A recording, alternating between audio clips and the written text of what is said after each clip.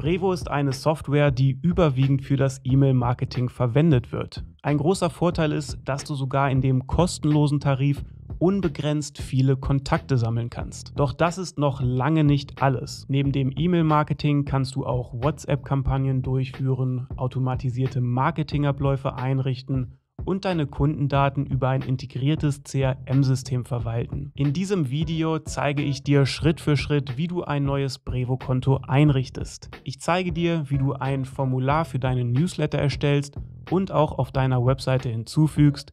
Ich zeige dir, wie du eine E-Mail-Kampagne und WhatsApp-Kampagne erstellst. Ich zeige dir, wie du eine Automatisierung einrichtest und noch ganz viele andere Sachen. Deshalb gib dem Video auf jeden Fall einen Daumen nach oben, wenn du etwas Neues lernen kannst. Ich wünsche dir jetzt ganz viel Spaß beim Zuschauen und los geht's. Unter brevo.com kannst du ein neues Konto erstellen, indem du auf kostenlos anmelden klickst. Den Link dazu findest du auch nochmal unten in der Videobeschreibung. Für die Kontoerstellung kannst du dein Google- oder Apple-Konto benutzen oder du meldest dich ganz normal mit einer E-Mail-Adresse an. Ich werde in diesem Video eine E-Mail-Adresse verwenden und das bestätigst du dann, indem du auf den Button Konto erstellen klickst. Anschließend musst du deine E-Mail-Adresse bestätigen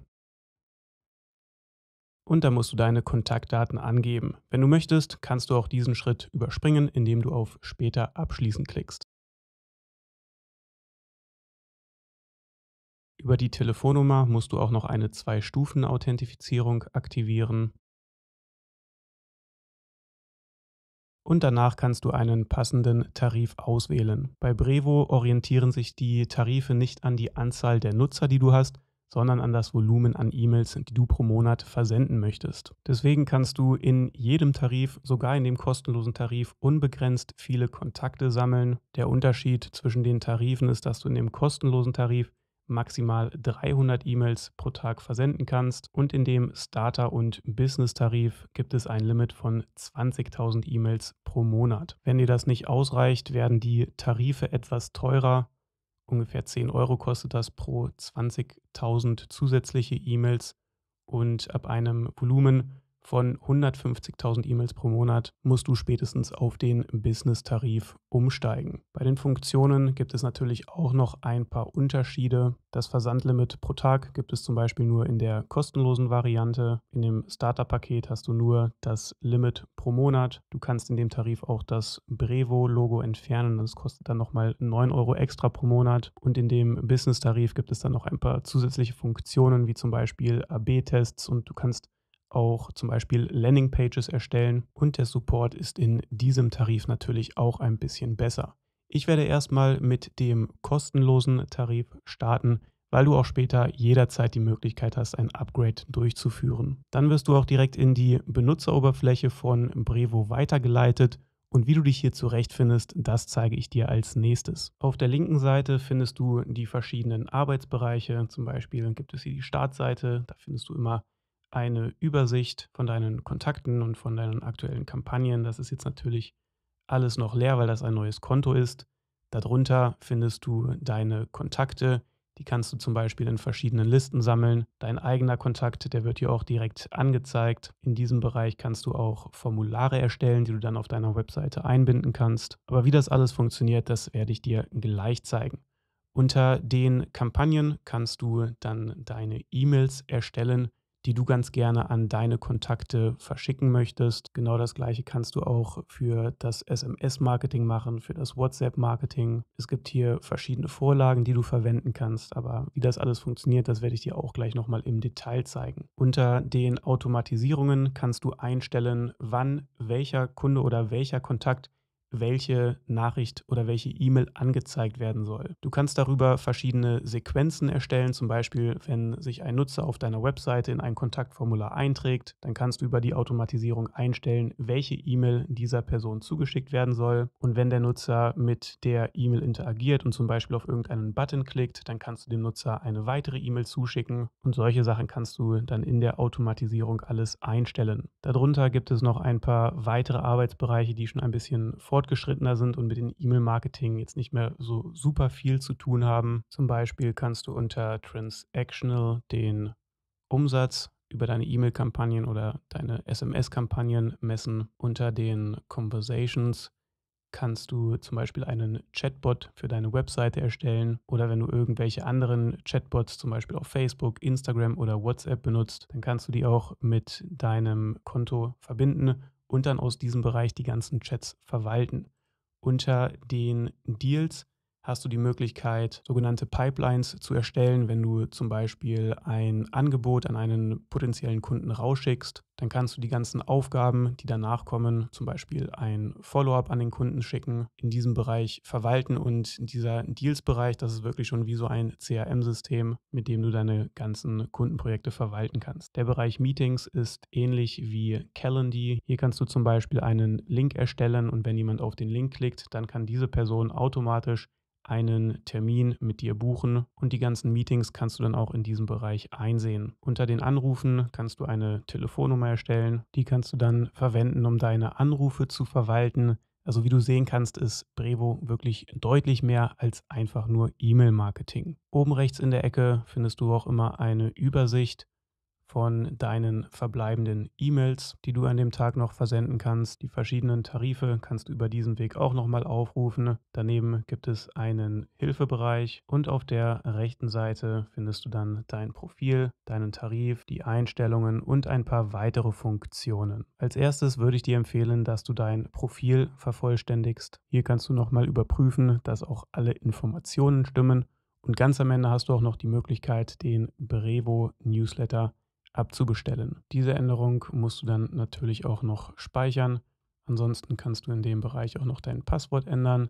Es gibt hier noch ein paar Rechtsdokumente. Zum Beispiel kannst du hier den AV-Vertrag herunterladen oder dir anschauen, und viel mehr kannst du in diesem Bereich dann auch nicht mehr machen. Unter den Abos kannst du deinen Tarif nochmal anschauen, beziehungsweise du wirst hier auf die verschiedenen Pakete weitergeleitet. Oben rechts in der Ecke kannst du das auch nochmal filtern nach verschiedenen Funktionen, und dann kannst du dir anschauen, wie teuer diese Funktionen sind.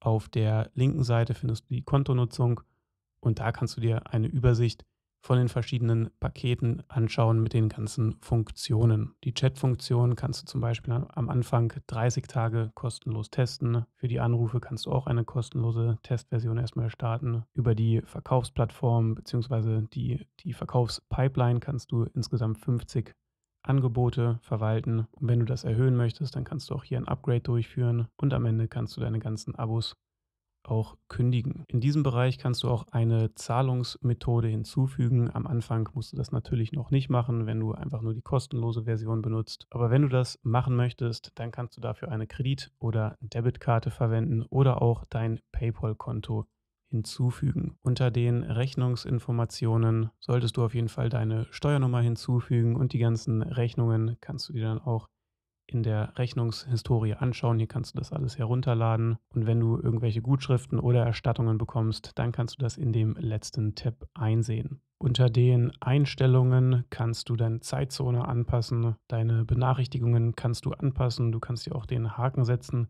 dass du deine Rechnungen ganz gerne per E-Mail erhalten möchtest, und in diesem Bereich kannst du auch dein Konto löschen. Die Änderungen musst du natürlich wie immer abspeichern. Dann findest du in diesem Bereich noch eine Übersicht von verschiedenen Plugins. Wenn du zum Beispiel WordPress benutzt, WooCommerce, Shopify, HubSpot, dann findest du in diesem Bereich ein Plugin, das du verwenden kannst, um die Schnittstelle zu Brevo herzustellen. Das musst du aber auch nicht unbedingt machen. Du kannst auch einfach über Brevo ein Formular erstellen und das Formular dann zum Beispiel als iFrame oder HTML-Code auf deiner Webseite einbinden. Wie das genau funktioniert, das werde ich dir später aber auch noch einmal zeigen. Der Bereich Absender, Domains und dedizierte IPs ist am Anfang besonders wichtig. Hier kannst du zum Beispiel auf die Absender klicken, und dann wird dir die E-Mail-Adresse angezeigt, mit der du dich angemeldet hast. Und wenn du später einen Newsletter verschicken möchtest, dann wird in diesem Newsletter diese E-Mail-Adresse als Absender angezeigt. Das Problem mit einer kostenlosen E-Mail-Adresse ist, dass die E-Mails, die du damit versendest, häufig in dem Spam-Ordner landen. Deswegen würde ich dir empfehlen, dass du in diesem Bereich eine professionelle E-Mail-Adresse hinzufügst, und dann musst du in dem nächsten Schritt diese E-Mail-Adresse auch noch verifizieren. Und wie das genau funktioniert, das zeige ich dir als nächstes. Die Webseite, die ich benutze, ist eine WordPress-Webseite und über All Inkle gehostet. Und über All-Inkle hast du auch die Möglichkeit, eine professionelle E-Mail-Adresse einzurichten. So einen Service bietet auch eigentlich fast jeder Hosting-Anbieter an, deswegen musst du dich da einfach mal informieren, wie du so etwas machen kannst für den Fall, dass du noch keine professionelle E-Mail-Adresse hast. Als nächstes trägst du hier die E-Mail-Adresse ein, die du ganz gerne verwenden möchtest. Deinen Namen kannst du hier auch noch eintragen und das Ganze als nächstes speichern. Danach musst du deine E-Mail auch noch verifizieren, indem du hier den Code einträgst, den du per E-Mail zugeschickt bekommen hast. Dann wird die E-Mail-Adresse hier angezeigt, die du später dann auch als Absender benutzen kannst. Es wird trotzdem weiterhin noch eine Fehlermeldung hier angezeigt, weil du die Domain von deiner Website auch noch bestätigen musst. Das kannst du machen, indem du auf den Pfeil oben links in der Ecke klickst. Dann klickst du auf die Domains und fügst hier deine Domain hinzu. Ich benutze dafür eine Testseite mc-analytics.de, speichere das Ganze und die Verifizierung kannst du machen, indem du den DNS-Eintrag von deiner Domain anpasst. Hier kommt es wieder darauf an, wo du deine Webseite gehostet hast. Bei mir ist das All-Inkle, deswegen werde ich dir zeigen, wie du so einen DNS-Eintrag bei All-Inkle anpassen kannst. Dafür musst du in die technische Verwaltung, dann klickst du auf der linken Seite auf die Domains, wählst deine Domain aus und klickst auf der rechten Seite auf Bearbeiten. In dem unteren Bereich findest du die DNS-Einstellungen und wenn du hier draufklickst, hast du die Möglichkeit, einen neuen DNS-Eintrag zu erstellen. Da klickst du drauf und dann trägst du hier die Informationen ein, die dir in Brevo angezeigt werden. Als erstes kopierst du dir den Namen von dem Brevo-Code, trägst den hier ein. Als Typ wählst du TXT aus, das kannst du hier auch nochmal überprüfen. TXT.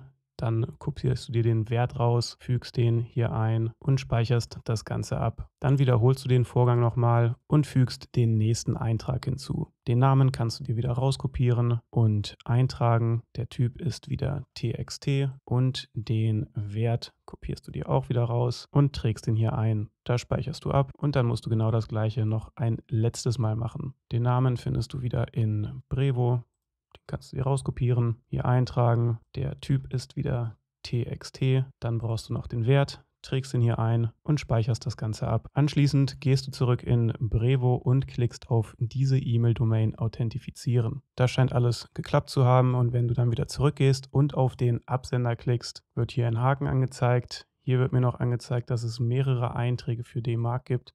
Deswegen kann ich auch nochmal zurückgehen zu All-Inkle und sehe hier tatsächlich 2 D-Mark-Einträge. Den ersten, den kann ich löschen, wo nicht Brevo steht, indem du einfach auf das Mülleimer-Symbol klickst. Das Löschen bestätigst du, dann gehe ich wieder zurück, aktualisiere die Seite und jetzt wird auch keine Fehlermeldung mehr angezeigt. Diesen Schritt würde ich dir auf jeden Fall empfehlen, nicht zu überspringen, weil dadurch hast du die Möglichkeit, dann deine professionelle E-Mail-Adresse auszuwählen, wenn du später einen Newsletter verschicken möchtest. Damit erhöhst du dann auch die Chance, dass deine E-Mails nicht in dem Spam-Ordner landen und deswegen ist das auch so wichtig, dass du das direkt am Anfang machst. Ansonsten gibt es auf der Kontoebene auch noch SMTP und API-Einstellungen, das ist aber schon sehr fortgeschritten.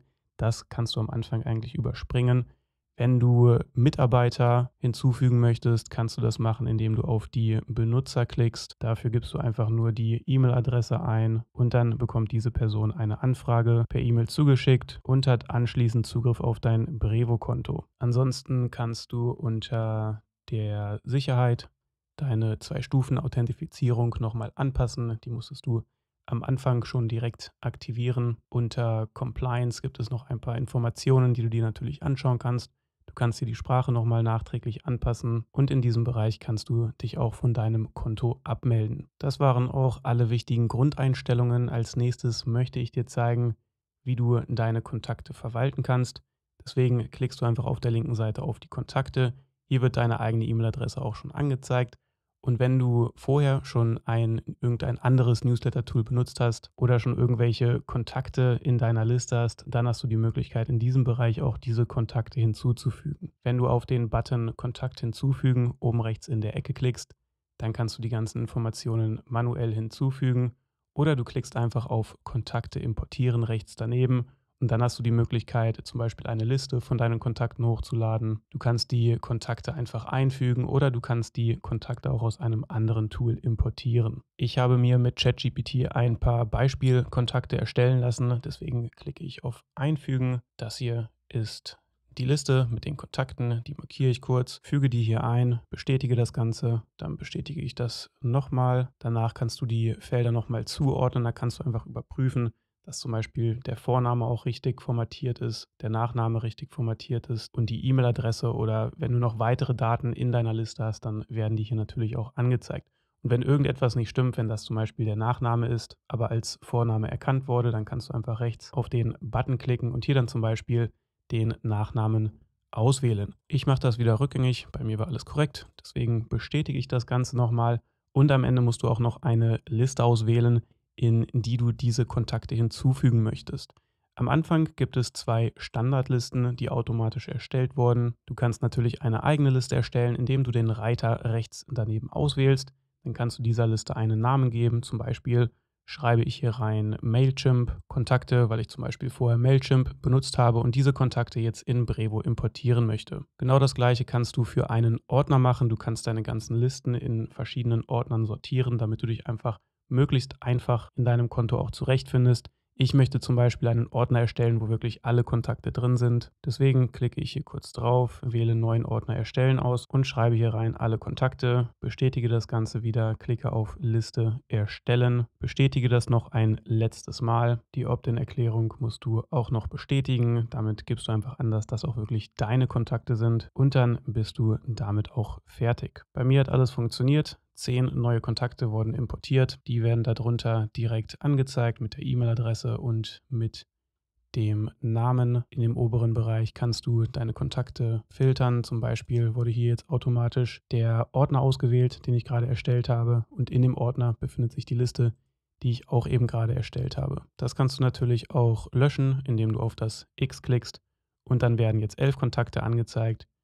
Und in dieser Liste oder in dieser Ansicht befindet sich dann auch meine eigene E-Mail-Adresse. Und diese Kontakte kannst du mit sogenannten Segmenten noch weiter filtern. Wie sowas funktioniert, das zeige ich dir auch als nächstes. In der Ansicht, in der ich mich gerade befinde, kannst du dann später auch verschiedene Listen oder auch Segmente auswählen.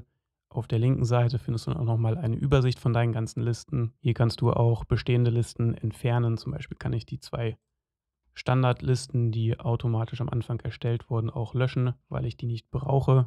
Und darunter findest du dann die Segmente. Ein neues Segment kannst du erstellen, indem du oben rechts auf den Button klickst. Hier gibt es verschiedene Vorlagen, die du verwenden kannst. Zum Beispiel kannst du ein Segment erstellen für alle aktiven Kontakte, die wirklich viel mit deinen E-Mails interagieren, für Kontakte, die nicht aktiv sind, für Kontakte, die eine bestimmte Kampagne abonniert haben, Kontakte, die sich in einer bestimmten Region aufhalten oder Kontakte, denen du ganz gerne ein Produkt verkaufen möchtest. Am Anfang würde ich dir empfehlen, dass du ein Segment erstellst für Leute, die deine E-Mails nicht öffnen und ein weiteres Segment für alle Leute, die deine E-Mails öffnen. Das kannst du machen, indem du auf Filter hinzufügen klickst, dann die E-Mails auswählst, ein bisschen nach unten scrollst, dann kannst du E-Mail nicht geöffnet auswählen, einen Zeitraum festlegen, zum Beispiel die letzten 6 Monate. Du kannst eine Und-Funktion benutzen, um die Zielgruppe noch etwas breiter zu machen. Und du kannst auch eine Oder-Funktion benutzen, um die Zielgruppe etwas weiter einzugrenzen. Das macht langfristig natürlich Sinn, wenn du wirklich viele Leute in deiner Liste hast. Ich werde das erstmal so abspeichern, indem du oben rechts auf den Button klickst. Dieses Segment nenne ich E-Mail nicht geöffnet, 6 Monate. Und dann kannst du auch wieder einen Ordner für deine Segmente erstellen, damit du dich einfach besser in deinem Konto zurechtfindest und direkt die richtigen Segmente findest. Ich erstelle wieder einen Ordner für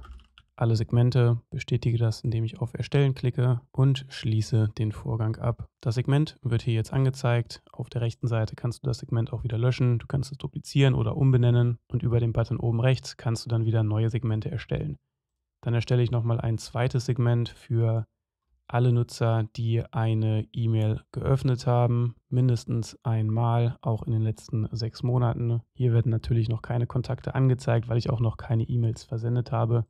Das speichere ich dann wieder ab. Dieses Segment nenne ich E-Mail geöffnet 6 Monate. Als Ordner wähle ich wieder alle Segmente aus und speichere das Ganze ab. Die Segmente kannst du auch in diesem Bereich filtern. Hier kannst du zum Beispiel die verschiedenen Ordner auswählen, die du erstellt hast. Und wenn du dann wieder die Kontakte auf der linken Seite auswählst, dann kannst du auch in diesem Bereich ein bestimmtes Segment auswählen. Und wenn du hier auf alle Segmente klickst, Dann werden die 2 Segmente angezeigt, die ich gerade erstellt habe.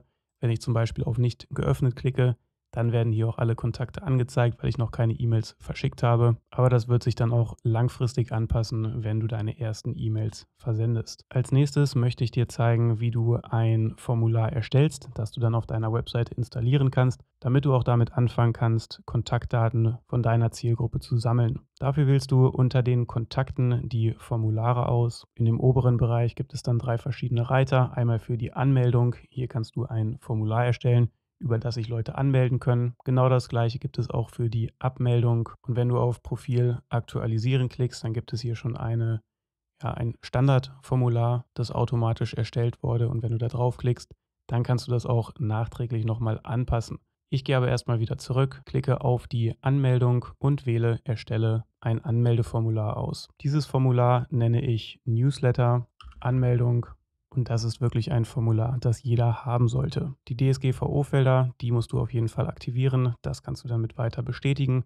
Und in dem nächsten Schritt kannst du das Design von deinem Formular anpassen. Auf der linken Seite gibt es verschiedene Blöcke bzw. Bausteine, die du verwenden kannst. Rechts daneben siehst du, wie das Formular aktuell aussieht. Und wenn du irgendeinen Baustein auf der linken Seite verwenden möchtest, zum Beispiel ein Bild, dann lässt du einfach die linke Maustaste gedrückt, ziehst das rüber in das Formular, lässt die Maustaste los und dann kannst du hier diesen Baustein bearbeiten. Natürlich kannst du die auch wieder löschen, indem du auf das Mülleimer-Symbol klickst.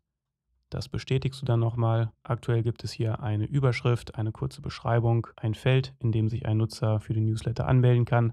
Darunter gibt es dann noch die Informationen bezüglich der DSGVO und am Ende auch noch einen Button. Ich möchte erstmal nur ein ganz einfaches Formular erstellen für die Newsletter-Anmeldung. Deswegen kann ich in diesen Teil hier auch rauslöschen. Es reicht, wenn ein Nutzer hier einfach den Haken setzen kann, um die Datenschutzerklärung zu akzeptieren. Eine Überschrift, die brauche ich auch nicht unbedingt. Eine Beschreibung, die brauche ich auch nicht. Das kannst du auch alles auf deiner Webseite hinzufügen. Und wenn du ein weiteres Feld hinzufügen möchtest, dann kannst du das über die Attribute machen. Zum Beispiel kann ich das hier oben einfügen. Dann öffnet sich dieser Baustein auch direkt und links daneben kannst du auswählen, welche Informationen du ganz gerne sammeln möchtest. Ich würde dir auf jeden Fall empfehlen, dass du nach dem Vornamen immer fragst, damit du deine ganzen E-Mails auch personalisieren kannst und die Leute direkt mit einem Vornamen ansprechen kannst. Den Namen des Labels, den kannst du eigentlich entfernen, dann sieht das hier auch etwas sauberer aus. Den Platzhalter würde ich dafür auf jeden Fall da lassen, weil wenn du den entfernst, dann ist das einfach nur ein leeres Feld und man weiß nicht, was man hier wirklich eintragen muss. Den Hilfetext, den brauchst du eigentlich nicht. Und ich will auch nicht, dass das ein Pflichtfeld ist. Mein Ziel ist es wirklich, dass ich möglichst viele E-Mail-Anmeldungen bekomme. Deswegen ist es auch wichtig, dass du nach möglichst wenig Informationen fragst, weil wenn du nach zu vielen Informationen fragst, dann schreckt das die Leute ab. Deswegen solltest du wirklich nur die Felder als Pflichtfeld markieren, wenn du diese Informationen wirklich brauchst. Und in meinem Fall ist das nur die E-Mail-Adresse. Deswegen klicke ich hier kurz auf das Feld, entferne wieder den Namen des Labels und auch den Hilfetext, gehe auf der linken Seite wieder zurück, füge nochmal ein weiteres Attribut hinzu und hier möchte ich ganz gerne auch noch nach den Nachnamen fragen. Das Label entferne ich wieder, den Hilfetext auch und dann sieht das für den Anfang auch schon ganz gut aus. Wenn du ein Feld nachträglich bearbeiten möchtest, dann klickst du einfach auf das Feld. Auf der linken Seite findest du dann wieder die Einstellungsmöglichkeiten.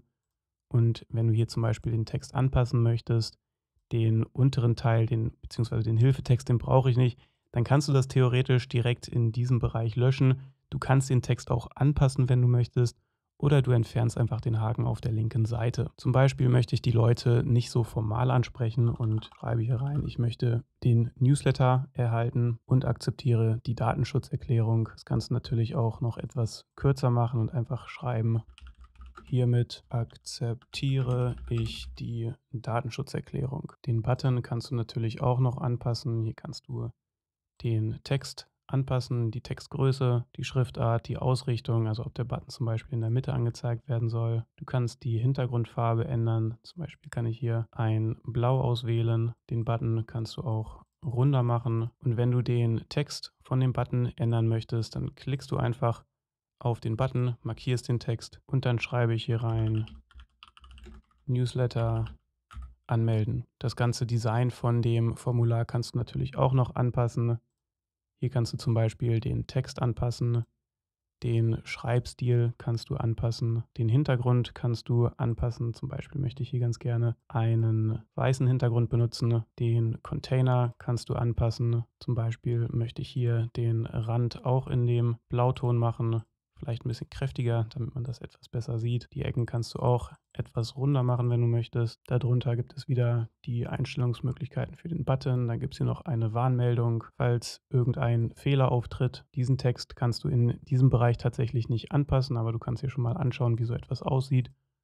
Oder auch, wie das aussieht, wenn sich ein Nutzer erfolgreich für den Newsletter anmeldet. Das Design für diese Warnmeldungen kannst du aber anpassen. Und ganz am Ende gibt es auch noch eine Einstellungsmöglichkeiten für den Abstand. Hier kannst du das zum Beispiel etwas breiter machen, aber ich finde, der enge Abstand, der sieht eigentlich schon am besten aus. In dem oberen Bereich gibt es dann auch noch eine Vorschau, wie das Formular zum Beispiel auf dem Smartphone dargestellt wird und wie das auf dem Desktop dargestellt wird. Also wie du sehen kannst, ist das wirklich relativ einfach, so ein Formular zu designen. Bei den Attributen bist du am Anfang ein bisschen eingeschränkt. Ich kann zum Beispiel noch mein Attribut hier rüberziehen. Wenn ich hier draufklicke, dann gibt es zum Beispiel nur noch die SMS-Informationen, eine normale Telefonnummer, noch ein paar Zeiteinstellungen und Spracheinstellungen und natürlich den Vornamen, den Nachnamen und die E-Mail-Adresse. Aber wenn es da irgendwelche anderen Sachen gibt, die du ganz gerne erstellen möchtest, dann kannst du auch ein neues Attribut erstellen über den Button am Ende. Das kann ich auch kurz in einem neuen Tab öffnen. Wenn du hier zum Beispiel draufklickst, dann wirst du in die Einstellungen unter den Kontakten weitergeleitet.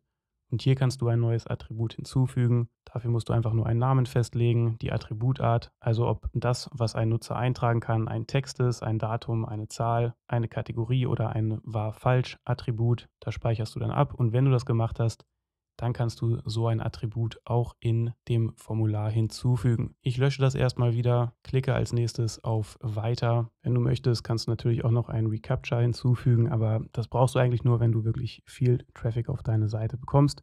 Deswegen werde ich das erstmal überspringen. Und als nächstes musst du eine Liste auswählen, in dem die Kontakte, die dieses Formular ausfüllen, gespeichert werden sollen. Ich habe bisher nur die Mailchimp-Kontaktliste. Da sollen die Leute natürlich nicht rein, deswegen klicke ich auf Neue Liste erstellen, nenne diese Liste Newsletter, Anmeldungen. Als Listenordner wähle ich wieder alle Kontakte aus. Das kannst du natürlich nachträglich dann auch noch etwas besser sortieren. Das bestätige ich dann, klicke wieder auf Weiter und in dem nächsten Schritt musst du auf jeden Fall einstellen, dass eine Double Opt-in-E-Mail verschickt werden soll. Das ist auf jeden Fall Pflicht, dass ein Nutzer nochmal bestätigen muss, dass er auch in der Kontaktliste aufgenommen werden soll. Es gibt dafür eine Standardvorlage, die du verwenden kannst, aber du kannst auch später eine eigene Vorlage erstellen, die du dann in diesem Bereich auch auswählen kannst, damit du das Ganze noch etwas personalisieren kannst. Und dann kannst du hier auch noch auswählen, was danach passieren soll. Zum Beispiel kannst du eine Bestätigungsseite auswählen, auf die ein Nutzer weitergeleitet werden soll. Dafür kannst du zum Beispiel deine eigene Webseite auswählen. Du kannst auch eine Standardbestätigungsseite benutzen oder später auch eine eigene Seite dafür erstellen. Das Ganze passiert dann nach dem Absenden des Formulars. Du kannst das Ganze auch einstellen, dass das erst passieren soll, nachdem ein Nutzer den Bestätigungslink geklickt hat. Das würde ich dir auch tatsächlich empfehlen, dass du diese Option auswählst. Dann kannst du hier zum Beispiel deine Webseite eintragen und wenn du möchtest, kannst du auch danach nochmal eine finale Bestätigungs-E-Mail an diese Person verschicken.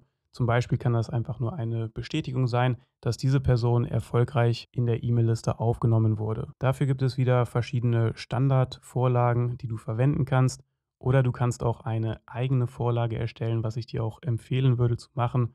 Und dann kannst du diese Vorlage in diesem Bereich auswählen. Ich wähle hier erstmal die Standardvorlage aus, weil ich noch keine E-Mail dafür erstellt habe. Das kannst du dann aber auch später nochmal anpassen. Unter den erweiterten Einstellungen kannst du zum Beispiel auch nochmal angeben, dass temporäre E-Mail-Adressen nicht verwendet werden können. Dann wird dann die Fehlermeldung angezeigt. Das macht auf jeden Fall Sinn, weil du mit solchen Kontakten auch nichts machen kannst. Das bestätigst du dann wieder mit Weiter. Und in dem nächsten Abschnitt kannst du die Nachrichten bearbeiten, die einer Person angezeigt werden, wenn sie zum Beispiel das Kontaktformular ausfüllt, wenn irgendwelche Daten nicht stimmen, wenn ein Fehler auftritt oder wenn irgendein Feld leer gelassen wird, das eigentlich ein Pflichtfeld ist. Ich passe das einfach kurz an, damit es nicht so formal klingt. Zum Beispiel schreibe ich hier rein, deine Anmeldung war erfolgreich. Bitte überprüfe das Feldformat und versuche es erneut. Deine Anmeldung konnte nicht gespeichert werden. Bitte versuche es erneut. Dann bestätige ich das wieder Und ganz am Ende kriegst du dann einen Code angezeigt, den du auf deiner Webseite platzieren kannst, damit das Formular angezeigt wird. Das gibt es als iFrame, als HTML-Text oder als einfaches HTML. Das musst du aber nicht sofort machen. Du kannst auch erstmal auf Fertig klicken und dann wird das Formular gespeichert. Über die 3 Punkte auf der rechten Seite kannst du dann das Formular nachträglich nochmal bearbeiten. Du kannst es auch duplizieren oder löschen oder du hast auch die Möglichkeit, direkt auf das Formular zu klicken und dann findest du hier wieder die ganzen Arbeitsschritte. Und wenn du einen Bereich auswählst, dann kannst du hier die Informationen nachträglich nochmal anpassen. Ich klicke nochmal auf Teilen, weil ich dir als nächstes zeigen möchte, wie du so ein Formular auf deiner Webseite installieren kannst. Und wie schon gesagt, ich habe in diesem Beispiel eine WordPress-Webseite und in dem Backend-Bereich kannst du dann zum Beispiel deine Seiten auswählen. Ich habe hier auch schon eine Seite für den Newsletter erstellt, die wähle ich einfach aus. Klicke auf Bearbeiten. Aktuell ist die Seite auch noch komplett leer und wenn du das Formular hinzufügen möchtest, dann klickst du einfach oder wählst einen neuen Container aus, gehst wieder zurück in Brevo, wählst HTML aus, dann kannst du dir den Code hier rauskopieren, wählst in Elementor ein HTML-Baustein aus, dann ziehe ich den hier rein und füge hier den HTML-Code ein. Was mir direkt auffällt, ist, dass der Hintergrund von dem Formular weiß ist und der Hintergrund von der Webseite ein leichtes Grau hat. Das kannst du natürlich auch anpassen, indem du das Formular wieder aufrufst, dann das Design nochmal anpasst, auf den Hintergrund klickst und bei der Hintergrundfarbe wähle ich diesmal einen transparenten Hintergrund aus, bestätige das mit Weiter, kopiere mir wieder den HTML-Code raus, das wird dann direkt angepasst und dann verschwindet auch der weiße Hintergrund und jetzt ist nur der Hintergrund von dem Formular weiß.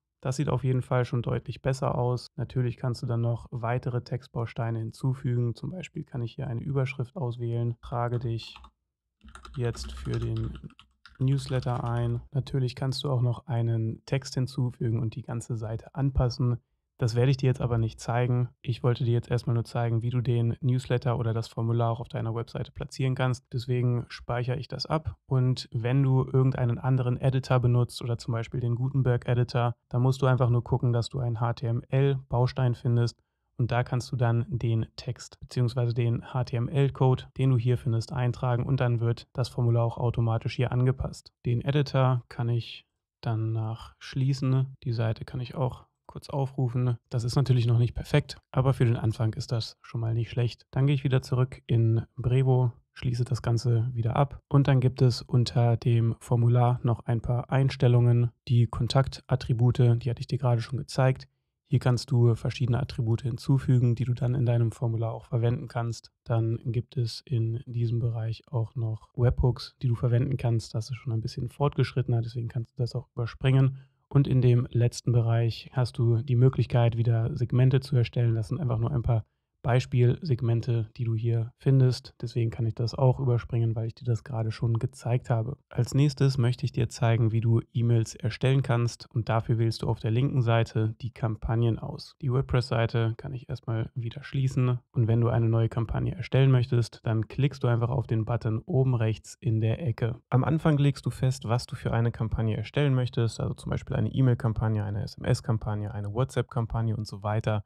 Darunter gibt es auch noch ein paar vorgefertigte automatisierte Nachrichten, die du verwenden kannst. Die ganze Automatisierung kannst du aber auch später noch einstellen und wie das genau funktioniert, das werde ich dir auch noch zeigen.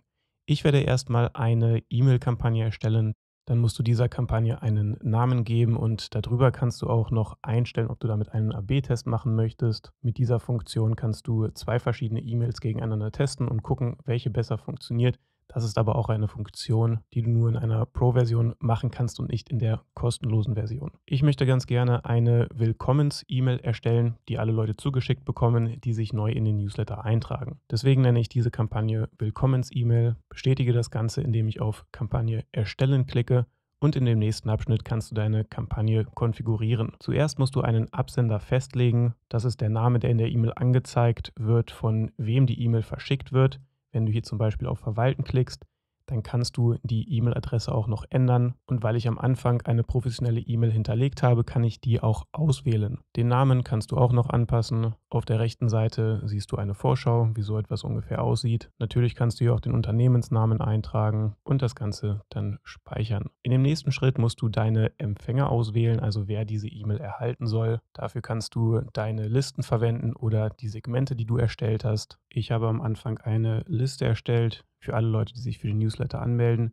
Deswegen könnte ich die jetzt zum Beispiel auswählen. Das Problem ist nur, dass sich in dieser Liste wahrscheinlich noch keine Personen befinden. Deswegen kann ich den Vorgang auch nicht speichern. Dann füge ich einfach noch die andere Liste hinzu mit den Kontakten, auch wenn das jetzt nicht zu 100% korrekt ist.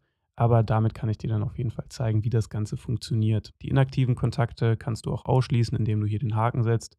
Und unter den weiteren Optionen hast du die Möglichkeit, eine Liste oder ein Segment hinzuzufügen, das du ganz gerne ausschließen möchtest. Darüber kannst du wirklich spezifische E-Mails versenden. Unter Empfänger filtern hast du auch nochmal die Möglichkeit, nachträglich ein Segment zu erstellen. Dafür klickst du einfach wieder auf Filter hinzufügen und dann hast du hier wieder die ganz normalen Einstellungen, die du auch in den Segmenten hast.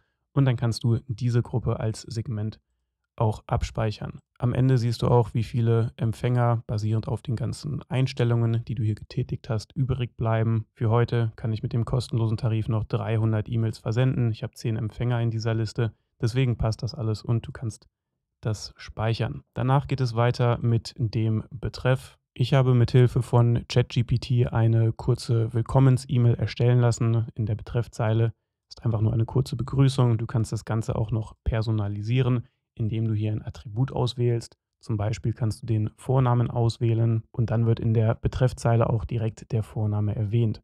Wenn du von einer Person nicht den Vornamen hast oder diese Person den Vornamen nicht angegeben hat, dann kannst du dafür auch einen anderen Wert verwenden, zum Beispiel an alle neuen Abonnenten. Das Ganze bestätigst du dann, indem du auf Einfügen klickst und dann wird der Platzhalter hier auch angezeigt. Wenn du möchtest, kannst du auch Emojis hinzufügen. Es gibt auch eine KI-Funktion, die du in diesem Bereich verwenden kannst. Damit geht das Ganze natürlich auch noch deutlich schneller. Und genau die gleichen Sachen, also die Emojis und auch die Personalisierung, kannst du theoretisch auch für die Textvorschau benutzen.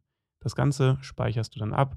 Und als nächstes geht es damit los, die E-Mail zu gestalten. Dafür klickst du einfach auf Mit dem Design beginnen. Es gibt verschiedene Layouts, die du verwenden kannst. Es gibt Vorlagen, die du verwenden kannst. Die ganzen Vorlagen kannst du auch nach einem bestimmten Anlass filtern. Zum Beispiel, wenn du eine Geburtstags-E-Mail vielleicht mit einem Gutscheincode verschicken möchtest, dann gibt es dafür eine Vorlage. Du kannst auch deine eigenen Vorlagen verwenden, die du vorher natürlich noch erstellen musst. Du kannst alte Kampagnen duplizieren und dann die alte Kampagne einfach anpassen, wenn sich da vielleicht nur wenig ändert. Oder du kannst von Grund auf deine eigene Vorlage programmieren. Am einfachsten ist es, mit einem ganz normalen Layout zu starten. Zum Beispiel kann ich hier die erste Vorlage verwenden und der Ablauf bzw. die Bearbeitung, die funktioniert ähnlich wie ein ganz normaler Website-Baukasten. Auf der linken Seite gibt es verschiedene Blöcke, die du verwenden kannst. Zum Beispiel gibt es hier einen Titel, den kannst du dann mit der linken Maustaste einfach in den Arbeitsbereich auf der rechten Seite ziehen. Und wenn du die Maustaste loslässt, dann wird der Titel hier eingefügt und du kannst den Text bearbeiten. Du kannst das Design von dem Titel anpassen und du kannst die Blöcke natürlich auch wieder löschen, indem du auf das Mülleimer-Symbol klickst. Neben den Blöcken gibt es auch noch fertige Abschnitte, die du verwenden kannst. Zum Beispiel gibt es hier Abschnitte mit Text und Bildern. Dann gibt es auch noch Abschnitte nur für Texte. Es gibt Abschnitte nur für Bilder. Es gibt einen Header-Bereich, den du verwenden kannst. Es gibt einen Bereich für die Fußzeile und es gibt leere Spalten, die du verwenden kannst. Wenn du schon mal mit einem Website-Baukasten gearbeitet hast, dann wirst du dich hier wahrscheinlich schnell zurechtfinden. Du hast auch die Möglichkeit, Abschnitte und Blöcke zu speichern. Zum Beispiel kannst du einen Footer-Bereich erstellen, den speichern. Dann wird er hier angezeigt und dann kannst du den immer wieder in verschiedenen E-Mail-Kampagnen verwenden. Damit sparst du dir auf jeden Fall viel Zeit. Ansonsten gibt es auf der linken Seite auch noch ein paar Style-Einstellungen. Es gibt hier auch eine AI-Funktion, mit der du deine Texte etwas schneller erstellen kannst. Ein Bereich, der noch neu ist, das ist die Markenkonfiguration. Die findest du in dem oberen Bereich. Wenn du hier draufklickst, hast du die Möglichkeit, deine Webseite hier anzugeben. Und dann werden automatisch die Farben, die Schriftart, Social Media Links und das Logo erkannt und automatisch in der E-Mail-Kampagne hinzugefügt. Bei mir wurde kein Logo erkannt, Social-Media-Links wurden auch nicht erkannt. Das macht aber nichts, das kannst du auch individuell noch hinzufügen. Und wenn das alles soweit stimmt, dann kannst du einfach die Sachen importieren. Das Logo kannst du auch nachträglich hier noch hinzufügen. Die Schriftart kannst du auch nochmal anpassen. Hier kannst du auch deine Social-Media-Links hinzufügen. Und wenn das soweit alles passt, dann klickst du einfach auf Speichern und Marke anwenden oder speichern und später anwenden. Danach kannst du die Bearbeitung fortsetzen und jetzt sieht das Design schon ein bisschen anders aus. Der Button bzw. die Buttonfarbe, die hat sich zum Beispiel verändert. Die Schriftart wurde angepasst, aber das kannst du natürlich auch individuell alles anpassen und wie das funktioniert, das zeige ich dir als nächstes. Ich befinde mich jetzt aktuell noch in den Style-Einstellungen. Ganz am Anfang gibt es die Markenbibliothek, die kannst du dann nachträglich auch nochmal bearbeiten. Darunter gibt es das Template. Das ist der gesamte Bereich von der E-Mail. Hier kannst du zum Beispiel die Hintergrundfarbe anpassen. Ich kann das einfach mal alles rot machen, damit du siehst, was damit angepasst wird, beziehungsweise welchen Bereich das alles beinhaltet. Oder du kannst das Ganze dann auch immer wieder zurücksetzen,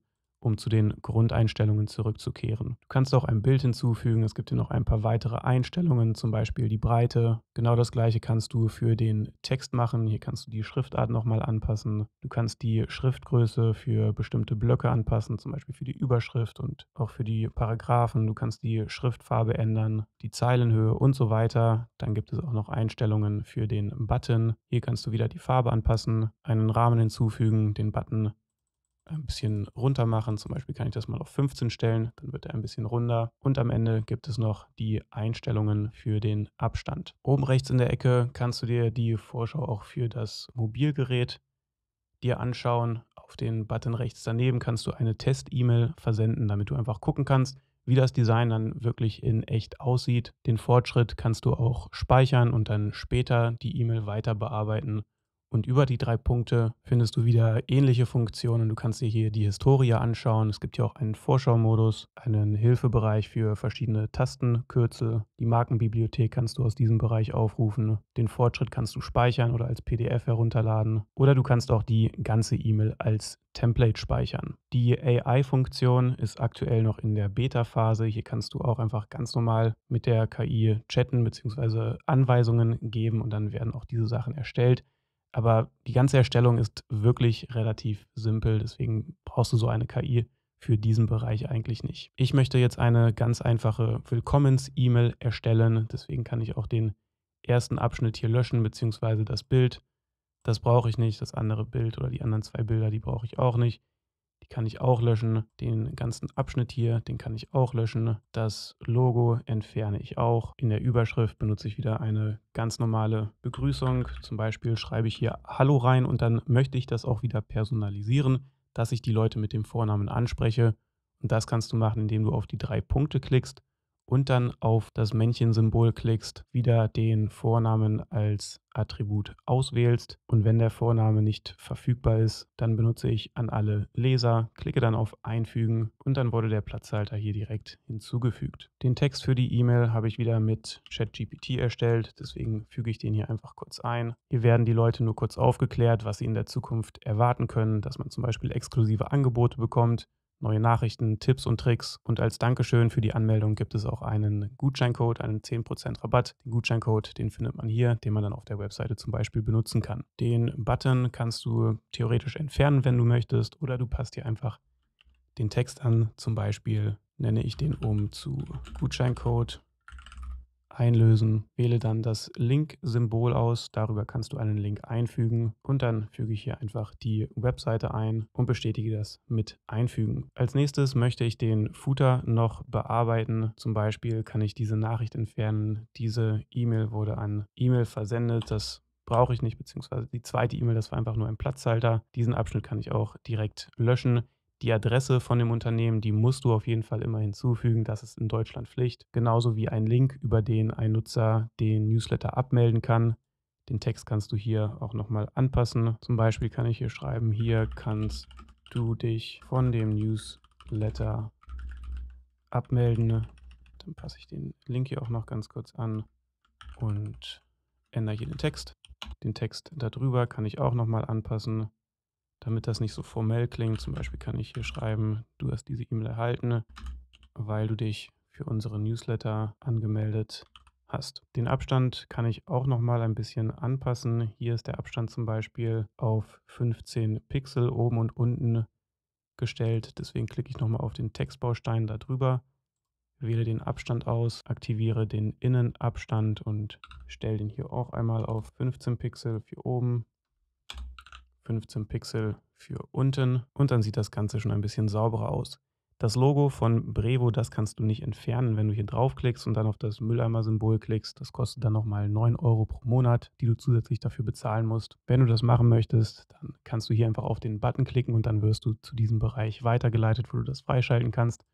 Oder du kannst es auch erstmal schließen und damit starten. Wenn du einen bestimmten Abschnitt, wie zum Beispiel den Footer, ganz gerne als Template speichern möchtest, dann kannst du einfach den kompletten Bereich auswählen, auf die 3 Punkte klicken und Speichern auswählen. Diesen Baustein nenne ich dann zum Beispiel Footer, bestätige das Ganze und jedes Mal, wenn du eine neue E-Mail erstellst, dann kannst du einfach auf Gespeichert klicken und den Footer in die Vorlage ziehen und dann wird das ganz normal so angepasst. Den Footer kannst du natürlich jederzeit bearbeiten und dann wieder als Vorlage speichern. Die alte Vorlage, die löscht du dann einfach wieder. Und genau das Gleiche kannst du für irgendwelche anderen Bausteine machen, die du vielleicht häufiger verwenden möchtest. Wenn das alles soweit passt, dann klickst du einfach oben rechts auf Speichern und Verlassen. Mit der Gestaltung bist du dann fertig. Darunter gibt es noch ein paar zusätzliche Einstellungen. Zum Beispiel kannst du das Senden an Feld personalisieren. Hier kannst du auch wieder den Vornamen hinzufügen und wenn du ein weiteres Attribut, zum Beispiel den Nachnamen hinzufügen möchtest, dann bestätigst du das erstmal mit Einfügen, klickst nochmal drauf und wählst als nächstes den Nachnamen aus. Und dann wird anstatt der E-Mail-Adresse der Vorname und der Nachname von der Person angezeigt. Das kannst du auf jeden Fall machen. Das wirkt alles ein bisschen professioneller. Dann gibt es noch ein paar weitere Einstellungen zu dem Senden und Tracken. Wenn du zum Beispiel eine andere Antwort-E-Mail verwenden möchtest, dann kannst du hier den Haken setzen und die E-Mail-Adresse hier auswählen. Google Analytics kannst du aktivieren, wenn du das verwendest. Damit wird automatisch die Quelle, das Medium und die Kampagne, also der Name von der Kampagne getrackt. Den Namen kannst du hier natürlich auch nochmal anpassen, wenn du das ganz gerne machen möchtest. Die UTM-ID kannst du auch noch aktivieren, wenn du möchtest. Das ist einfach ein Zahlencode. Das kommt einfach so ein bisschen darauf an, wie du deine Daten auswertest, aber die Möglichkeit gibt es auf jeden Fall dafür. Für die Listen kannst du auch bestimmte Regeln festlegen. Dafür kann ich nochmal kurz die Listen öffnen, damit ich dir das zeigen kann. Und wenn du zum Beispiel diese Listenregeln, die du vorher erstellst, ignorieren möchtest, dann kannst du das auch hier aktivieren, weil die auf jeden Fall die Einstellungen von der Kampagne überschreiben. Die Listeneinstellungen findest du, indem du die Listen auswählst, dann auf die 3 Punkte klickst und die Listeneinstellungen auswählst. Hier kannst du zum Beispiel für bestimmte Listen einen anderen Absender verwenden, den Header und den Footer anpassen, eine Beschreibung anpassen und so weiter. Das ist schon alles etwas fortgeschrittener, deswegen kann ich das jetzt auch erstmal überspringen. Aber die Möglichkeit, die gibt es hier auf jeden Fall, dass du dafür ein paar Anpassungen vornehmen kannst. Wenn du Bilder anhängen möchtest, dann kannst du hier das auch aktivieren. Du kannst auch einen Anhang in der E-Mail hinzufügen und mit einem Tag kannst du deine ganzen E-Mail-Kampagnen ein bisschen besser sortieren. Das sind einfach nur verschiedene Schlagwörter oder kurze Texte, die du hier hinzufügen kannst. Und wenn du wirklich viele E-Mail-Kampagnen hast, dann würde ich dir auf jeden Fall auch empfehlen, so etwas zu machen, damit du dich einfach etwas besser und einfacher in deinem Konto zurechtfindest. Falls sich jemand von dem Newsletter abmelden möchte, dann kannst du hier auch eine personalisierte Vorlage auswählen.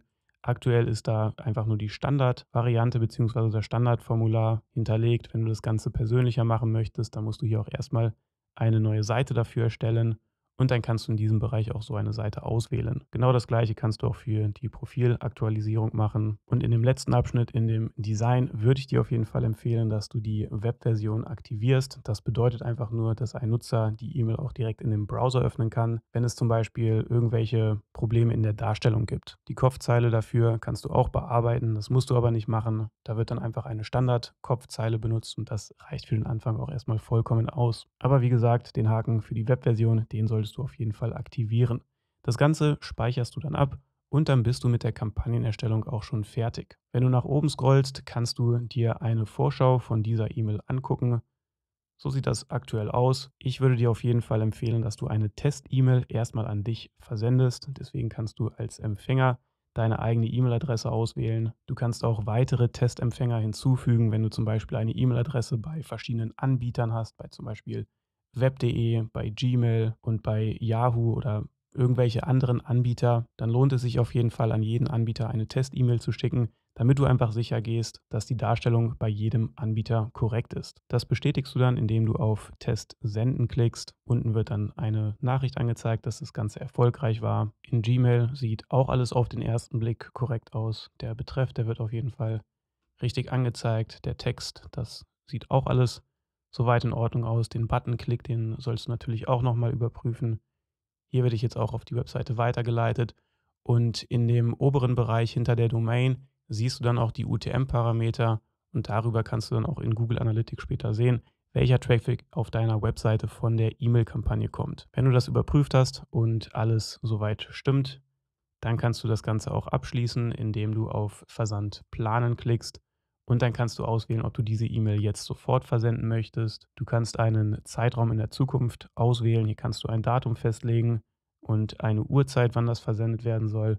Oder du kannst den besten Zeitpunkt auswählen. Da schaut Brevo dann, wann welcher Nutzer die höchste Öffnungsrate hat und verschickt dann die E-Mail an diese Person. Das ist aber auch eine Funktion, die du erst freischalten musst und die du in dem kostenlosen Tarif nicht hast. Aber ich denke, das lohnt sich auch erst, wenn man wirklich eine große Liste mit Kontakten hat. Ich persönlich plane die E-Mails eigentlich immer ganz gerne im Voraus. Deswegen wähle ich auch einfach mal Versand programmieren aus. Nehme den 20. oder den 22. um 9 Uhr morgens und bestätige das Ganze, indem ich auf Versand planen klicke. Wenn das erfolgreich war, dann findest du hier auch nochmal eine Nachricht, dass alles geklappt hat. Die E-Mail-Kampagne kannst du auch pausieren, du kannst sie dir nochmal in der Vorschau anschauen.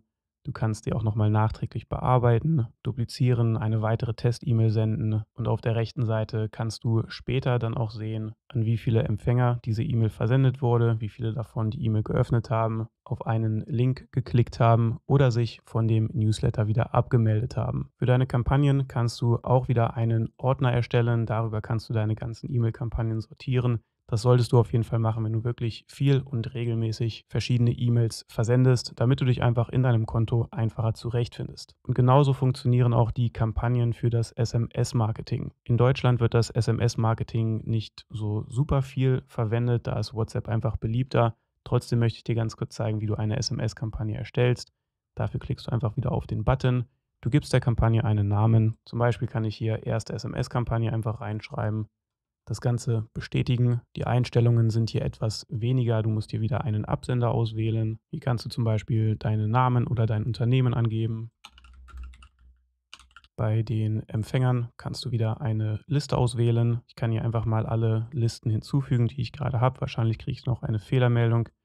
Ja, genau. Also das liegt einfach daran, dass ich keine Telefonnummern von den Leuten in meiner Liste habe. Deswegen kriege ich hier die Fehlermeldung angezeigt und kann so eine SMS-Kampagne aktuell an niemanden verschicken. Und deswegen kann ich diesen Vorgang auch nicht speichern. Aber das ist egal. Ich klicke einfach mal auf Abbrechen und erstelle trotzdem eine Nachricht. Dafür habe ich auch wieder ChatGPT benutzt. Den Text, den kann ich hier ganz kurz einfügen. Hi, bereit für ein Schnäppchen. Unser großer Frühjahrs-Sale startet am 15. April.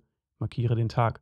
Das kannst du natürlich auch noch anpassen, indem du hier den Text löscht oder neuen Text hinzufügst. Wenn du möchtest, kannst du auch ein Bild hinzufügen und wenn das alles passt, dann bestätigst du das einfach, indem du auf den Button Speichern oben rechts in der Ecke klickst. Diese Kampagne kannst du auch wieder als Test versenden oder wenn du auf Planen klickst, dann kannst du ein Datum festlegen, wann du diese SMS versenden möchtest. Genauso funktioniert das mit WhatsApp. Hierfür brauchst du natürlich ein WhatsApp-Business-Konto. Das musst du dann mit deinem Brevo-Konto verknüpfen und wenn du das gemacht hast, kannst du die Nachrichten über WhatsApp versenden. Du kannst natürlich auch einfach so mal auf Kampagne erstellen klicken. Der Kampagne musst du dann wieder einen Namen geben. Zum Beispiel kann ich hier erste WhatsApp-Kampagne reinschreiben, auf Start klicken. Als Absender musst du dann dein WhatsApp-Konto auswählen. Dafür musst du dich zuerst bei Facebook anmelden und dann da die ganze Verbindung herstellen. Als Empfängerliste wählst du dann wieder deine eigenen Listen aus. Hier kannst du auch Segmente benutzen. Bei dem SMS-Marketing das nicht. Da konntest du tatsächlich nur die Listen benutzen. Aber auch für WhatsApp brauchst du die Telefonnummern. Die habe ich nicht. Deswegen kann ich diesen Vorgang nicht speichern. Aber ich kann das Ganze auch erstmal verwerfen und direkt mit der Erstellung beginnen. Wenn du das erste Mal eine WhatsApp-Kampagne erstellst, dann musst du von Grund auf beginnen. Diese WhatsApp-Kampagne kannst du dann theoretisch als Template speichern und dann später wiederverwenden. Das Template, das ich erstellen werde, nenne ich Sale Template. Die Sprache stelle ich auf Deutsch und klicke anschließend auf Starten. Auf der linken Seite kannst du dann die Kampagne anpassen. Du kannst hier einen Text einfügen, du kannst einen Header noch hinzufügen, du kannst auch einen Button hinzufügen und rechts daneben siehst du dann eine Vorschau, wie so eine Kampagne aussieht. Für den Text werde ich wieder den gleichen benutzen, den ich auch in der SMS-Kampagne benutzt habe. Den letzten Teil, den kann ich wieder rauslöschen. Die Begrüßung, die kann ich zum Beispiel auch in dem Header hinzufügen. Hier hast du auch die Möglichkeit, wieder eine Personalisierung zu benutzen, indem du auf die Variable klickst. Als Attribut wählst du dann zum Beispiel den Vornamen aus. Wenn du keinen Vornamen hast, dann kannst du hier wieder einen Wert angeben, der stattdessen angezeigt werden soll. Im Prinzip ist es wieder genau das gleiche wie bei der E-Mail-Kampagne. Den Header kannst du natürlich auch entfernen, wenn du das nicht machen möchtest. Einen Button solltest du dann auf jeden Fall hinzufügen, wenn du zum Beispiel so ein Schnäppchen hast. Dafür klickst du einfach auf Schaltfläche hinzufügen. Als Aktion kannst du einen Link auswählen. Dann füge ich hier wieder die Webseite hinzu. Den Text kannst du auch noch anpassen. Zum Beispiel kann ich hier Angebote entdecken, reinschreiben und auf der rechten Seite siehst du dann, wie so etwas aussehen wird. Wenn du damit fertig bist, kannst du das Template über den Button oben rechts in der Ecke speichern. Bei mir funktioniert das nicht, weil ich natürlich auch vorher nochmal die ganze Verbindung zu Facebook bzw. zu Meta herstellen muss. Deswegen klicke ich einfach auf Verwerfen. Dann wird alles erstmal im Entwurf gespeichert. Oben rechts in der Ecke kannst du den Versand dann wieder ganz normal planen. Und über diesen Weg kannst du dann eine WhatsApp-Kampagne starten. Darunter findest du noch den Bereich Web-Push. Das sind einfach nur Push-Benachrichtigungen, die du auch erstmal aktivieren kannst. Die kannst du entweder auf dem Desktop benutzen, also auf deiner Webseite. Dann wird auf der Webseite ein kleines Pop-up angezeigt. Da kann ein Nutzer dann den Opt-in machen und dann kannst du diesen Nutzern kurze Nachrichten zeigen. Wenn du das Ganze auf dem Mobilgerät benutzen möchtest, dann brauchst du auf jeden Fall eine eigene App. Und dann kannst du zum Beispiel auch über Brevo solche Push-Nachrichten bzw. solche Pop-ups für alle Nutzer einrichten, die die App heruntergeladen haben. Diesen Schritt werde ich jetzt aber erstmal überspringen. Das ist schon ein bisschen fortgeschrittener und für Anfänger auf jeden Fall nicht relevant. Darunter gibt es noch die Facebook-Ads. Das ist aber auch eine Funktion, die du nur in einem kostenpflichtigen Tarif nutzen kannst. Unter dem Bereich Vorlagen kannst du deine E-Mail-Templates anpassen. Hier hast du auch wieder die Möglichkeit, einen Ordner zu erstellen für verschiedene Templates. Zum Beispiel kannst du direkt am Anfang einen Ordner für deine Standardvorlagen erstellen. Das sind die ganzen Vorlagen, die automatisch schon erstellt wurden. Die kannst du dann einfach auswählen und zum Ordner hinzufügen. Den Ordner musst du dann auch noch kurz auswählen und darüber kannst du dich auch in deinem Konto wieder etwas einfacher orientieren. In diesem Bereich kannst du auch die Standardvorlage für den Doppel-Opt-in nachträglich bearbeiten, indem du auf den Stift klickst. Wenn du den Inhalt bearbeiten möchtest, dann kannst du das über den Button oben rechts in der Ecke machen. Dafür gibt es dann einen HTML-Editor oder wenn du auf die Aktion klickst, dann kannst du auch den Rich Text Editor öffnen. Das sieht ein bisschen einfacher aus, den Text zu bearbeiten. Wenn du das Ganze nicht so formell haben möchtest, dann kannst du das auch ganz kurz anpassen. Zum Beispiel kannst du hier schreiben, bitte bestätige deine Anmeldung. Ich möchte den Newsletter abonnieren. Den Brevo-Text, den kannst du hier tatsächlich auch löschen. Und wenn du das speichern möchtest, dann klickst du einfach auf die Aktion, wählst Speichern aus und über diesen Bereich kannst du auch den Editor wieder beenden oder du klickst einfach auf Fortfahren oben rechts in der Ecke. Wenn du die Vorlage löschen möchtest, dann kannst du das auch in diesem Bereich über das Mülleimer-Symbol machen. Und wenn du auf Speichern und Aktivieren klickst, dann wird diese Vorlage auch direkt angepasst und du kannst dann den Editor auch wieder verlassen. Natürlich kannst du auch ein komplett neues Template erstellen für den Double Opt-in.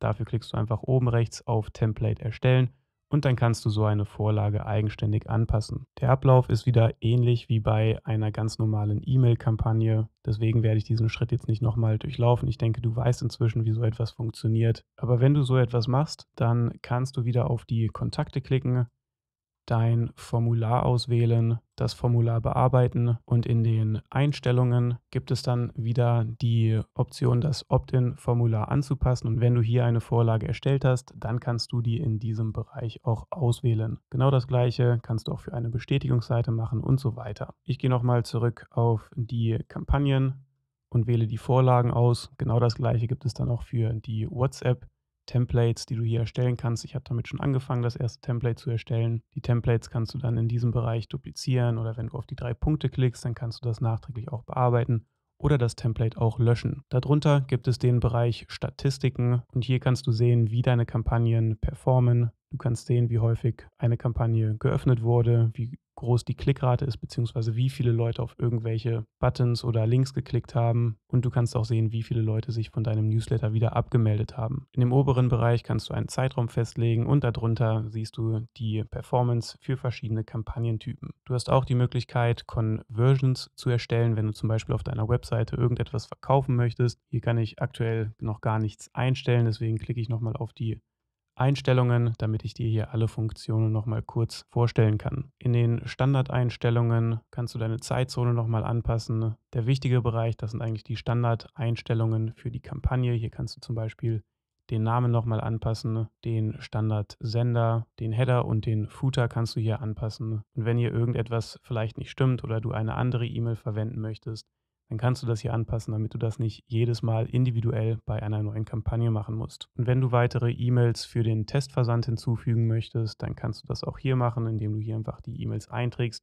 Wie gesagt, ich würde dir empfehlen, dass du für verschiedene E-Mail-Plattformen eine Test-E-Mail erstellst, an die du deine eigenen E-Mails versenden kannst, um einfach sicherzugehen, dass die auch überall richtig dargestellt wird. Und diese E-Mails kannst du dann in diesem Bereich hinzufügen, damit die als Testempfänger auch angezeigt werden. Die Abmeldeseite kannst du auch personalisieren. Am Anfang gibt es dafür ein Standardformular, das du auch anpassen kannst, indem du einfach draufklickst, beziehungsweise du kannst auf die 3 Punkte klicken und dann auf Bearbeiten klicken. Und dann findest du hier wieder ganz normal den Editor, den du auch in der Kampagne benutzen kannst, beziehungsweise in dem Formular. Und dann kannst du den Text hier individuell anpassen, so wie du das ganz gerne haben möchtest. Ich gehe erstmal wieder zurück in die Einstellungen. In dem Abschnitt Google Analytics und soziale Netzwerke kannst du deine ganzen Social Media Accounts hinzufügen. Du kannst auch die Verfolgung über Google Analytics direkt aktivieren. Dann wird das automatisch bei jeder Kampagne hinzugefügt. Und wenn du Google Analytics verwendest, dann würde ich hier einfach den Haken setzen, damit du das nicht immer individuell in jeder Kampagne einstellen musst. Die berechneten Formeln, das ist schon ein bisschen fortgeschrittener. Das wird viel verwendet, wenn du über deine E-Mail-Kampagnen auch Produkte verkaufen möchtest und den ganzen Umsatz tracken möchtest. Die Webhooks, das ist auch ein bisschen fortgeschrittener. Das hatten wir auch am Anfang schon. Unter Absender und Domains kannst du weitere E-Mails hinzufügen, die du dann als Absender verwenden kannst. In diesem Bereich habe ich vorhin auch schon eine E-Mail hinzugefügt. Die Domain hatte ich auch schon hinzugefügt und verifiziert. Deswegen kann ich das auch wieder schließen und auf die Einstellungen zurückgehen. Dann gibt es hier auch noch die Möglichkeit, eine dedizierte IP-Adresse zu erwerben. Das brauchst du aber für den Anfang auch nicht. Unter WhatsApp kannst du dein WhatsApp-Business-Konto mit Brevo verknüpfen. Und unter den Conversions kannst du Aktionen auf deiner Webseite definieren, die für dich wichtig sind. Also zum Beispiel ein Produktkauf oder wenn sich jemand für irgendetwas anmeldet. Und dann kannst du auch in Brevo direkt tracken, wie häufig so eine Conversion über deine E-Mail-Kampagnen ausgelöst wird. Das waren auch alle Funktionen auf der Kampagnenebene. Als nächstes möchte ich dir zeigen, wie du die Automatisierung in Brevo nutzen kannst. Unter den Einstellungen findest du zum Beispiel einen Tracking-Code, den du auf deiner Webseite installieren kannst. Das ist ähnlich wie zum Beispiel ein Google Analytics Code oder der Facebook Pixel. Den kannst du entweder direkt auf deiner Webseite installieren, du kannst es über ein Plugin machen oder du benutzt einfach den Google Tag Manager. Du kannst damit Aktivitäten tracken, du kannst Events erstellen und diese Events kannst du dann nutzen, um zum Beispiel eine E-Mail-Kampagne zu automatisieren. Das Ganze kannst du dann unter den Logs einstellen. Hier hast du die Möglichkeit, einen sogenannten Workflow zu erstellen. Da kannst du dann verschiedene Schritte festlegen, welche Aktionen ein Nutzer auf deiner Webseite ausgeführt haben muss, damit eine bestimmte Aktion oder eine bestimmte E-Mail-Kampagne durchgeführt wird. Das ist aber schon ein bisschen fortgeschrittener, deswegen werde ich diesen Teil auch in diesem Video überspringen. Darunter findest du die E-Mail-Vorlagen. Damit wirst du wieder in den Bereich von den Kampagnen weitergeleitet. Es gibt im Brevo immer so ein paar komische Schnittstellen, wo man immer hin und her springt. Hier ist das zum Beispiel auch der Fall. Jetzt befinde ich mich wieder in den E-Mail-Templates. Und wenn du eine ganz normale Automatisierung erstellen möchtest, dann klickst du einfach auf den Arbeitsbereich von der Automatisierung und wählst keinen Unterpunkt aus. Und dann kannst du über diesen Bereich oben rechts in der Ecke eine neue Automatisierung erstellen. Es gibt dafür auch viele Vorlagen, die du verwenden kannst, zum Beispiel für Warenkorbabbrecher, wenn jemand ein Produkt gekauft hat, eine Willkommensnachricht, eine automatisierte E-Mail, wenn jemand Geburtstag hat oder eine Automatisierung, wenn jemand mit irgendeiner E-Mail-Kampagne interagiert. Die Vorlagen kannst du auch nach bestimmten Ereignissen oder nach bestimmten Zielen sortieren, wenn du zum Beispiel deinen Umsatz erhöhen möchtest. Dann gibt es hier ein paar vorgefertigte Vorlagen, die du verwenden kannst. Wenn du deinen Traffic erhöhen möchtest, dann gibt es hier auch ein paar Vorlagen. Oder du kannst den klassischen Editor verwenden. Als erstes musst du dafür der Automatisierung einen Namen geben. Und ich möchte ganz gerne die Willkommens-E-Mail, die ich unter den Kampagnen erstellt habe, automatisiert an alle Leute schicken, die sich für den Newsletter angemeldet haben. Deswegen schreibe ich hier rein Newsletter Willkommens-E-Mail. Als Beschreibung schreibe ich rein 10% Gutscheincode. Wenn du möchtest, dass die Kontakte diese Automatisierung mehrmals nutzen können, dann kannst du das hier aktivieren. Ich lasse das deaktiviert, weil es in diesem Beispiel keinen Sinn macht. Das bestätigst du dann unten rechts in der Ecke. Zuerst musst du einen Eintrittspunkt festlegen. Dafür klickst du einfach auf das Pluszeichen. Wenn du möchtest, dass diese Automatisierung ausgelöst wird, nachdem ein Nutzer mit einer vorherigen E-Mail-Kampagne interagiert hat, dann wählst du die erste Option aus. Dann kannst du hier zum Beispiel Aktivität in Newsletter auswählen und dann kannst du hier eine bestimmte Kampagne auswählen. Ich habe eine Standardkampagne bzw. eine Willkommens-E-Mail als Kampagne erstellt. Deswegen wird das bei mir nur angezeigt und es macht in diesem Beispiel natürlich auch keinen Sinn, das auszuwählen. Was ich ganz gerne machen möchte, ich möchte eine E-Mail abschicken, nachdem ein Nutzer sich in dem Newsletter angemeldet hat. Das kannst du machen, indem du Aktivität der Kontakte auswählst. Du kannst zum Beispiel deinen Kontakten einen Gutscheincode zuschicken, wenn die Geburtstag haben. Du kannst bestimmte Kontaktattribute filtern oder du kannst einen Kontakt auswählen, der einer Liste hinzugefügt wurde. Und das ist auch der Bereich, den ich ganz gerne haben möchte. Hier werden wieder meine Listen angezeigt, die ich am Anfang erstellt habe. Und ich möchte ganz gerne die Newsletter-Anmeldungen auswählen. Das bestätigst du dann mit OK. Die anderen Eintrittspunkte sind noch personalisierte Ergebnisse. Dafür musst du den Tracking-Code auf deiner Webseite installieren und dann kannst du hier zum Beispiel die Events auswählen oder du kannst auch Aktivitäten auf deiner Webseite benutzen. Danach musst du angeben, was als nächstes passieren soll. Dafür klickst du wieder auf das Pluszeichen. Du kannst eine Aktion auswählen, was als nächstes passieren soll oder du kannst auch eine Bedingung auswählen.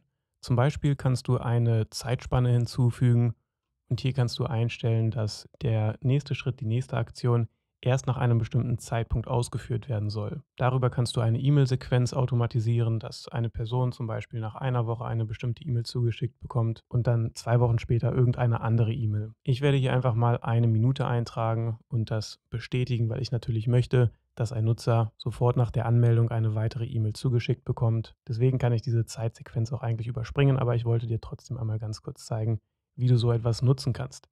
Ich möchte in diesem Beispiel dem Nutzer eine E-Mail senden, nämlich die Willkommens-E-Mail. Dafür musst du ein Template auswählen. Bei mir werden gerade nur die Standard-Templates angezeigt.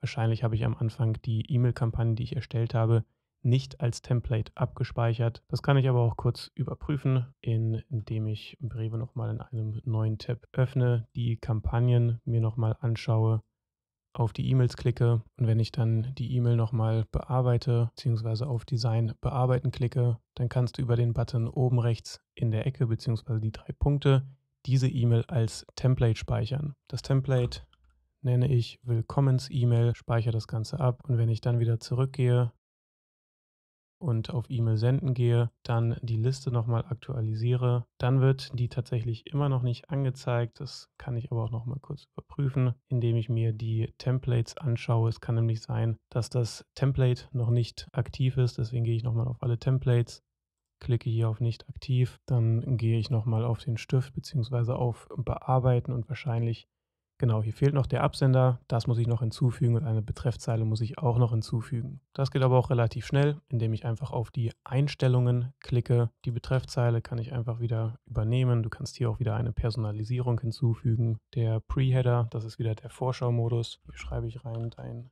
10% Willkommensbonus bzw. Willkommensrabatt war das. Das trage ich hier wieder ein. Als Absender benutze ich wieder die Kontakt-E-Mail-Adresse. Google Analytics kann ich auch wieder aktivieren. Das bestätige ich, indem ich auf nächster Schritt klicke und dann muss ich das Ganze speichern und aktivieren. Und wenn ich das gemacht habe, dann wird dieses Template in der Automatisierung angezeigt. Hier kriege ich jetzt die Meldung, dass das alles funktioniert hat.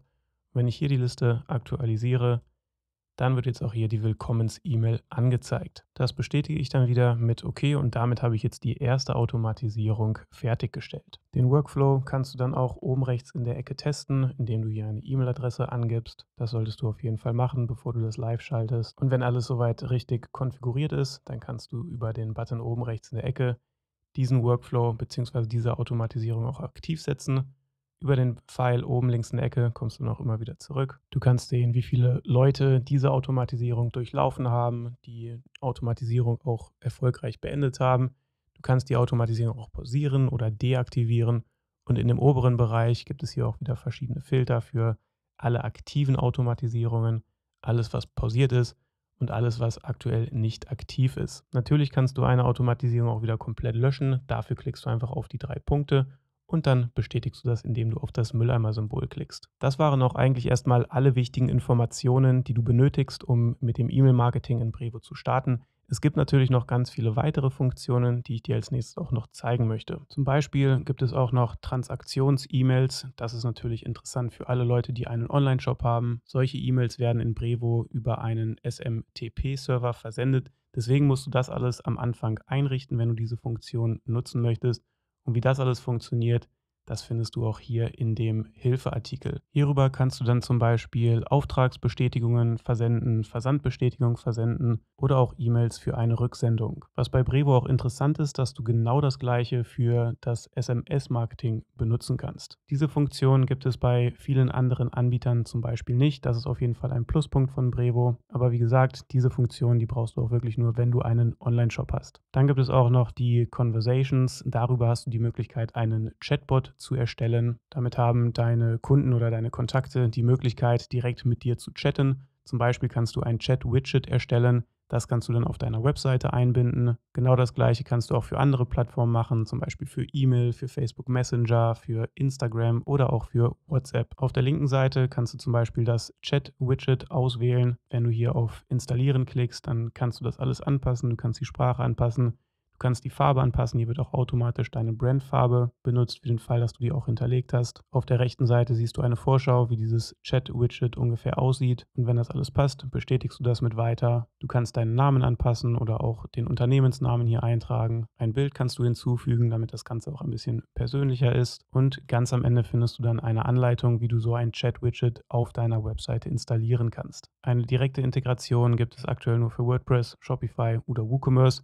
Aber wenn du einen anderen Anbieter benutzt, dann kannst du natürlich immer den Google Tag Manager verwenden. Hier findest du dann den Code-Snippet, den du installieren musst. Und für die Installation gibt es hier auch einen Hilfeartikel, wo genau erklärt wird, wie du so etwas einrichtest.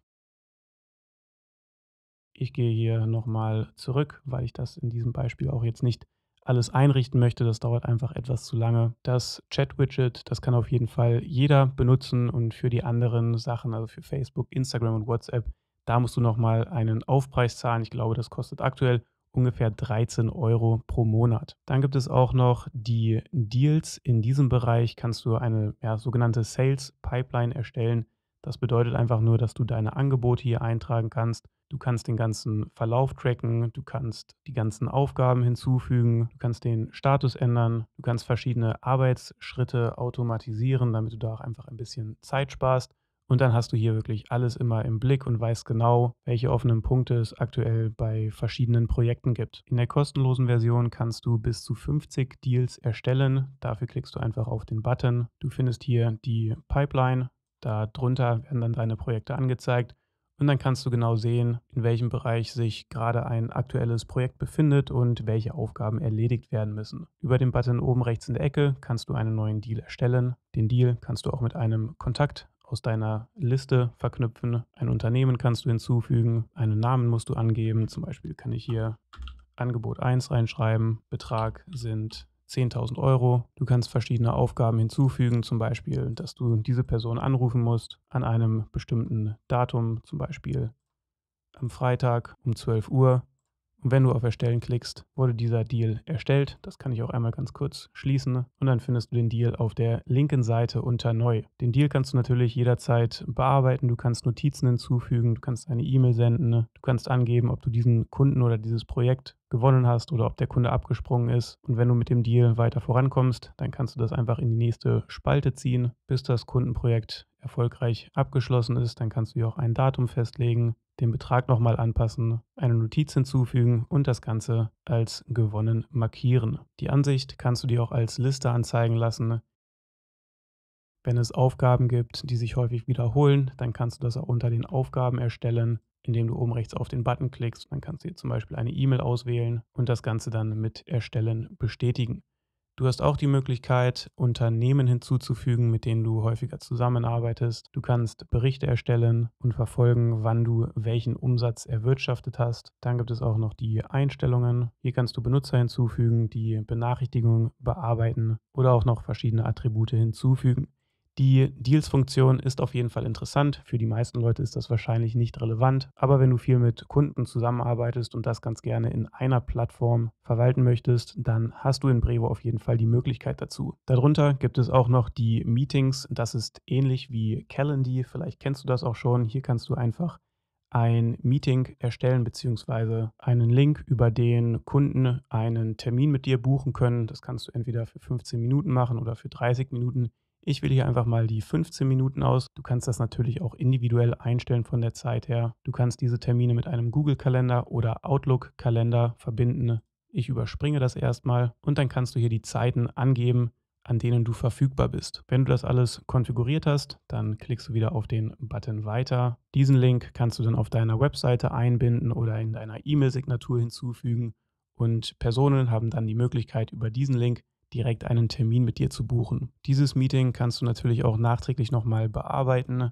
Unter den geplanten Meetings findest du dann die ganzen Termine, die bei dir gebucht wurden. Über den Seiteneditor kannst du die Seite noch so ein bisschen anpassen, über die der Termin gebucht werden kann. In der Verfügbarkeit kannst du die Zeiten nochmal nachträglich anpassen. Und in den Einstellungen hast du auch die Möglichkeit, eine Zahlung zum Beispiel zu hinterlegen, wenn du eine Beratung verkaufst und du das Ganze gerne auch alles automatisieren möchtest, dann kannst du hier zum Beispiel ein Stripe-Konto hinterlegen und dann können die Personen dich direkt für deine Zeit auch bezahlen. Über die Erinnerungen kannst du das Ganze auch so ein bisschen automatisieren, dass die Leute nochmal eine Benachrichtigung bekommen, dass der Termin bald stattfindet, damit die das auch nicht vergessen. Und bei den Konferenztools bzw. Videokonferenztools kannst du entweder Brevo direkt benutzen oder du benutzt einfach Zoom oder Google Meet. Der letzte Punkt, das sind die Anrufe. Darüber hast du die Möglichkeit, eine eigene Telefonnummer zu erstellen, die du dann auch benutzen kannst und mit deinen Kunden teilen kannst, damit du möglichst einfach auch erreichbar bist. Das Ganze kannst du auch erstmal kostenlos testen. Die Pro-Funktion kostet nochmal 19 Euro. Deswegen musst du einfach gucken, ob sich das für dich lohnt oder nicht. Also wie du sehen kannst, ist Brevo wirklich viel mehr als einfach nur E-Mail-Marketing. Natürlich kann man es auch einfach nur für das E-Mail-Marketing benutzen. Aber wenn dein Unternehmen langfristig wächst, dann hast du in Brevo auf jeden Fall auch die Tools, die dich dabei unterstützen können. Ich hoffe, dass dir dieses Video erstmal dabei geholfen hat, einen besseren Überblick über Brevo zu bekommen und zu verstehen, wie die Plattform überhaupt funktioniert und was man damit alles machen kann. Wenn du noch irgendwelche Fragen hast, dann schreib mir auch gerne in den Kommentaren. Und wenn dir das Video weitergeholfen hat, gib dem Video auf jeden Fall einen Daumen nach oben. Dadurch weiß ich einfach, dass du dich für solche Inhalte interessierst und dann werde ich in Zukunft auch mehr Videos zu diesem Thema veröffentlichen.